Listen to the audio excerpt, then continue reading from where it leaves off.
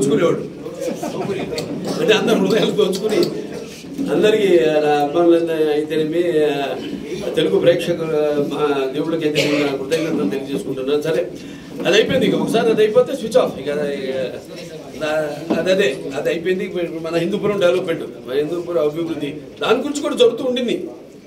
ఎప్పటికప్పుడు సీఎం గారితో మాట్లాడుతున్నాను. స్పెషల్ డెవలప్మెంట్ కింద ఏదైతే పనులు అప్పుడు మనం 60 లక్షలు అప్పుడు మన టౌన్ సిమెంట్ రోడ్ల కోసం వాటి కోసం మనం అప్పుడు ఆయన కేటాయించారు. ఆయన అటువంటి దానికి చాలా అభిమానం హిందూపురం. ఎందుకంటే నాన్నగారి నుంచి కూడా ఆయన ప్రాతినిధ్యం వహించడం, అలాగే ఎన్నో సందర్భాల్లో చెప్పడం జరిగింది. మిగతా ఆయన సొంత నియోజకవర్గం కంటే కూడా ఎక్కువ నిధులు మన హిందూపూర్కి ఆయన కేటాయించడం జరిగిందని. అండ్ అలాగే నేను మొన్న కూడా అన్ని ఫైల్స్ అన్ని కదులుతున్నాయి. ఇప్పుడు ముఖ్యంగా 3 సమస్యలు ఇక్కడ అభివృద్ధి విషయంలోకి వస్తే, ఒకటేమో ఏదైతే ఈ 92 కోట్లు ఈ టౌన్లో అప్పుడు రివర్స్ టెండరింగ్ అని మళ్ళీ పనులు ఆపేసి మొత్తం డబ్బు మళ్లించేశారు. మళ్ళీ కాంట్రాక్ట్స్కి 25% పైన అయిన పనులు వాటిని నిలిపేశారు. ఆ పనులన్నిటికీ మళ్ళీ 92 కోట్లు ఆ ఫైల్ కదులుతుంది. అయిపోయింది, ఆల్మోస్ట్ అయిపోతుంది. ఇంకొక 120 కోట్లు మన హెచ్ఎన్ఎస్ఎస్ ఏదైతే పైప్ లైన్ ఉందో అది ఇప్పుడు సరిపోవట్లేదు. మనకి 8 ఇంచులు ఉంది, దాని 12 ఇంచులకి. దాని తర్వాత ఇంకో వైడ్నింగ్, కెనాల్ వైడ్నింగ్, అవన్నీ కూడా. దాని తర్వాత మన ఈ చలమత్తూరు బోరట్ల ఎత్తిపోతల పథకం ఏదైతే ఉందో అప్పుడు మనం 550 కోట్లు అప్పుడు ఆయన అంతా డిపిఆర్ అంతా ఆయనకి గవర్నమెంట్ ఇవ్వడం జరిగింది. శాంక్షన్ కూడా చేశారు. కాకపోతే మళ్ళీ ప్రభుత్వం మారడం, దాన్ని ఆపేశారు, ఎవరు పట్టించుకోవాలి. ఇప్పుడు మళ్ళీ దాన్ని స్లోగా అది ఏంటంటే ఇప్పుడు రాష్ట్ర ఆర్థిక పరిస్థితులు దాన్ని బట్టి అయినా ఆయన మొగ్గు మనవైపోయే ముందు హిందూ ఏదైనా చెప్పా కదా, ఆయన హిందూపురం అభివృద్ధి గురించి ఆయన కూడా ఆలోచించేది. సో అది కూడా అది ఇప్పుడు 850 కోట్లకి ఎంత వచ్చింది. ఇప్పుడు రేట్లు పెరగడం, సిమెంట్లు అన్ని మెటీరియల్ రేట్లు. సో అది కూడా మొదలుపెట్టేస్తాం. దాన్ని ఏంటన్నది ఆర్థికంగా సరే ఆయన ఒక ఎన్నో వనరులు ఆయన సృష్టించి ఆనాడు లోటు బడ్జెట్తో ఉన్న ప్రభుత్వాన్నే మరి ఆర్థికంగా పైకి తీసుకొచ్చారు. సో అలాంటి తప్పకుండా అది కూడా త్వరగతిన శాంక్షన్ చేయడం జరుగుతుంది.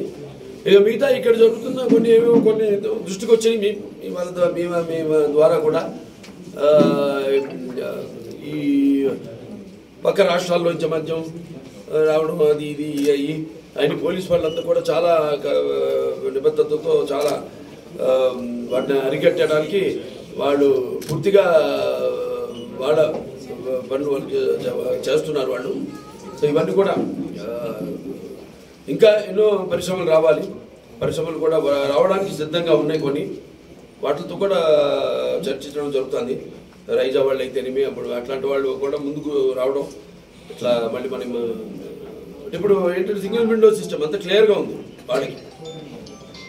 అంటే వెంటనే త్వరగా ఫైల్స్ అన్ని మూవ్ అవుతాయి, శాంక్షన్ అయిపోతాయి అన్న ఒక మంచి ప్రభుత్వం. యథా రాజా తథా ప్రజ అన్నట్టు ప్రభుత్వం బాగుంటే అన్ని అభివృద్ధి త్వరగతిని జరుగుతాయి. అన్నీ కూడా మనం ఆశించేది అభివృద్ధి గురించే, సంక్షేమం గురించే, ప్రజల సంక్షేమం గురించి.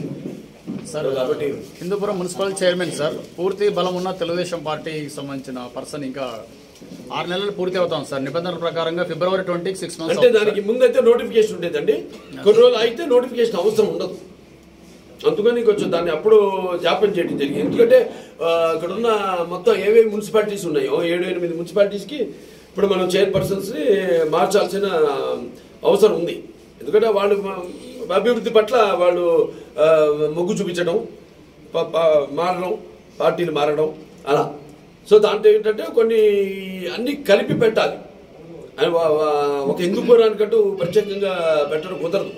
It's protocol. ఆ ప్రోటోకాల్ అనుసరించాలి. కాబట్టి దాన్ని ఒక కొంచెం ఒక సంవత్సరంన్నర అటైతే దానికి ఆ నిబంధనలు మనకి వర్తించవు.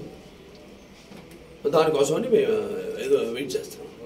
అది మున్సిపల్ యాక్ట్ ప్రకారంగా ఫిబ్రవరి 20వ తారీఖు 6 నెలలు అవుతుంది సార్.